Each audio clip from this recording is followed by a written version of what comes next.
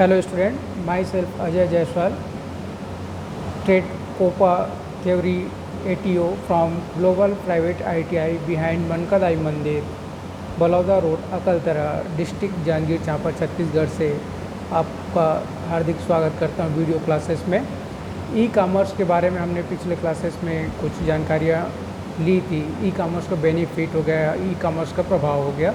आज की क्लास में हम देखेंगे ई कॉमर्स का वर्गीकरण, classification of e commerce.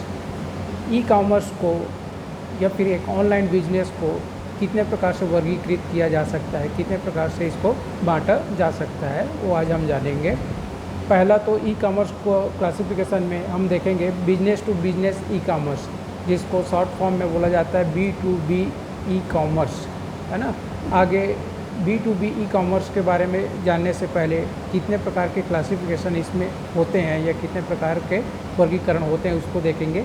First होता है B2B, जिसको बिजनेस टू बिजनेस क्लासिफिकेशन बोला जाता है। दूसरा होता है B2C, business to consumer e commerce.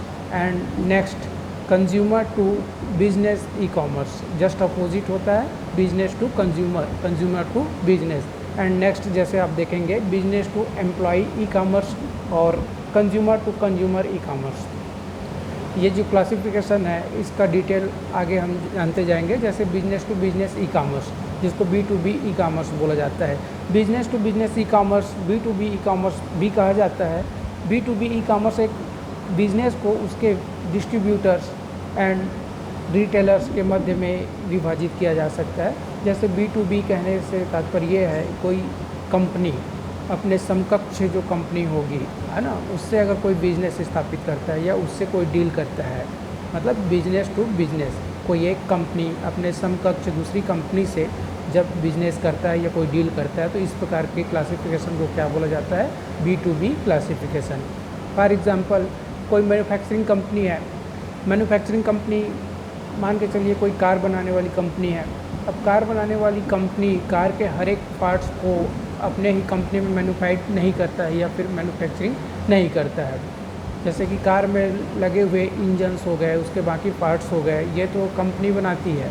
जैसे टायर्स हो गए, बैटरी हो गई, ये दूसरी कंपनियों की होती है, लेकिन वो अपने ब्रांड पे, अपने ही मैन्युफैक्चरिंग पे इन चीज़ों का क्या करता है, क्लासिफिकेशन के तौर पे अलग से इसको रखा जाता है। मतलब इन चीज़ों से एक प्रोडक्ट जो तैयार होता है उसको मार्केट में लॉन्च किया जाता है।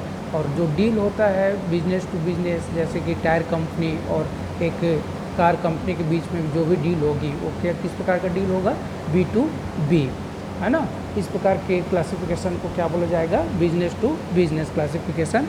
इसमें हम देखेंगे जैसे कि सप्लाई चेन मैनेजमेंट हो गया, इलेक्ट्रॉनिक मार्केटिंग हो गया, प्रोक्योरमेंट मैनेजमेंट हो गया, just in time delivery, electronic data exchange और डेटा इंटरचेंज, है ना, आदि ऐसे कुछ प्रचलित B2B एप्लीकेशन हैं जो पार्टनर्स के मध्य संबंध को प्रभावी बनाते हैं या इनके बीच संबंध स्थापित करते हैं। मतलब एक कंपनी अपने समकक्ष दूसरी कंपनी से किसी भी प्रकार का कोई भी डील करती है बिजनेस से रिलेटेड, तो इस प्रकार का डील क्या कहलाएगा, B2B, बिजनेस टू बिजनेस। आगे देखेंगे business to consumer e commerce. Consumer उपभोक्ता कहलाता है।